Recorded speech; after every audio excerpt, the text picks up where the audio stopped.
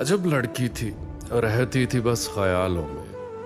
वो ज़र्ब करती थी तकसीम के सवालों में। क्लासरूम में पेंसिल तलाश करती थी, भूल जाती थी लगाकर उसको बालों में। उसकी आंखों से बज़ाहिर थी हर एक बात, जैसे वो बंद रहती थी दिल के हजार तालों में।